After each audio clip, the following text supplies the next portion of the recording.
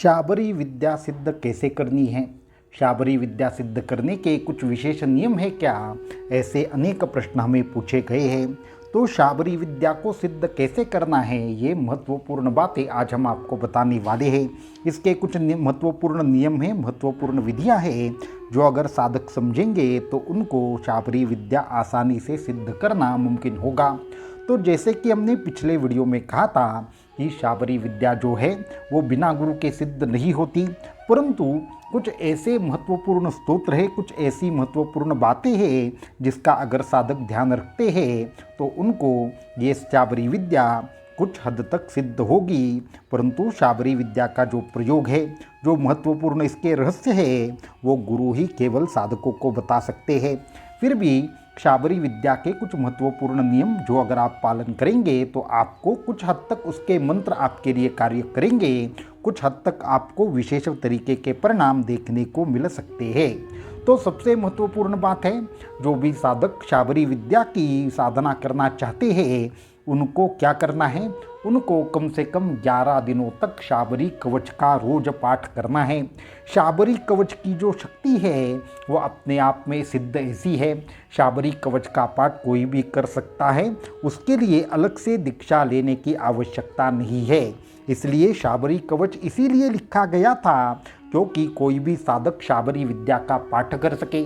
शाबरी विद्या का निर्माण ही सभी साधकों के लिए कल्याण के लिए हुआ था, सभी प्रकार के साधकों के मनोरथ पूर्ण हो, सभी प्रकार की बाधाओं का नाश हो, और जो भगवान दत्तात्रेय है, भगवान जो भी इसकी निर्मिति की है, उन सभी प्रकार से साधकों के ऊपर अपने इष्ट की कृपा हो, उनके जो रोग है, जो भी समस्याएं हैं, जो भी उनके जीवन में बाधाएं हैं, उसका नाश हो।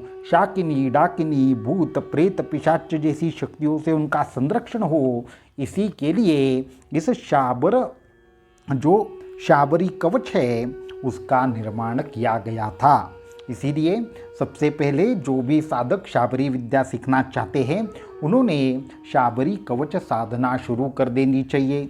शाबरी कवच साधना जो है वो आपको कम से कम हर रोज 5 बार शाबरी कवच का पाठ करना है, और अगर आपके पास समय है तो शाबरी कवच का पाठ 11 बार करना है। 11 बार शाबरी कवच का पाठ जो साधक करेंगे उनको धीरे धीरे शाबर विद्या सिद्ध होना शुरू होता है, क्योंकि शाबर विद्या में इस तरीके से मंत्रों की और कुछ विशेष बीज मंत्रों की वहाँ पे एक विशेष ऐसी रचना है जो आपके विशेष शक्ति स्रोत को जागृत करती है, विशेष प्रकार की आपको एक लाभ देने का कार्य करती है। ऐसी शाबरी शक्ति उस शाबरी कवच के माध्यम से साधकों को प्राप्त हो सकती है। जो साधक 11 दिन पहले जो शाबरी विद्या है उसके कवच का पाठ करेंगे, उनको क्या करना है, सबसे पहले ये जो शाबरी विद्या सिद्ध करने के लिए ये 11 दिन का पाठ करना है। उसके बाद जो नवनाथ जी है उस विशेष तरीके का उनका एक ग्रंथ आता है जिसका नाम है नवनाथ भक्ति सार करके, उस नवनाथ भक्ति सार ग्रंथ का पारायण भी साधक कर सकते हैं, या उसके एक एक अध्याय का भी एक प्रकार से पाठ साधक कर सकते हैं, जिसके माध्यम से साधकों को क्या होगा, विशेष तरीके की शाबरी विद्या का लाभ होगा। अभी सामान्य जो साधक है जो बड़े बड़े नियमों का पालन नहीं कर सकते, उन्होंने नवनाथ भक्ति सार के अध्याय का पाठ करना है। ये जो ग्रंथ है उसको लेकर उसकी साधना शुरू कर देनी है। लेकिन जिनके पास थोड़ा सा समय है, वो हर शाबरी मंत्र को सिद्ध करना चाहते हैं, उनके लिए हम बताना चाहेंगे आपको क्या करना है। सबसे पहले जो ये हमने 11 दिन का प्रयोग बताया शाबरी कवच का, वो करना है, और शाबरी कवच के पाठ करने के बाद एक मंत्र बताते हैं, उस मंत्र का लगातार 11 दिन आपको 9 माला जाप करना है। और ये 9 माला जाप अगर आप 11 दिन करते हैं तो आपको क्या होगा, आगे इससे अनुभूति आएगी। तो इसका सबसे पहला मंत्र हम बताना चाहेंगे।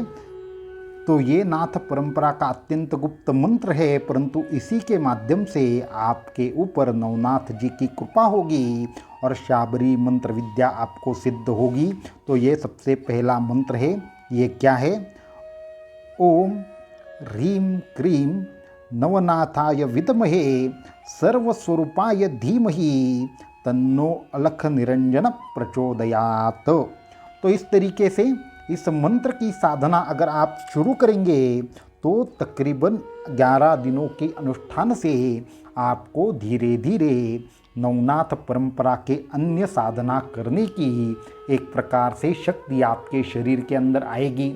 इसके बाद नवनाथ यंत्र के माध्यम से आगे की साधना कैसे करनी है ये हम आपको आगे के वीडियो में ज़रूर बताएंगे, परंतु उससे पहले हम आपको कहना चाहेंगे कि सबसे पहले जो भी हमने कवच कहा उस कवच की साधना शुरू करें और आने वाले 11 दिन में आपको क्या चमत्कार देखने को मिलते हैं वो हमें ज़रूर बताएं। तो आज के इस वीडियो में इतना ही। आने वाले वीडियो में नाथ संप्रदाय के ऊपर और चर्चा करेंगे। अवधूत चिंतन श्री गुरुदेव दत्त।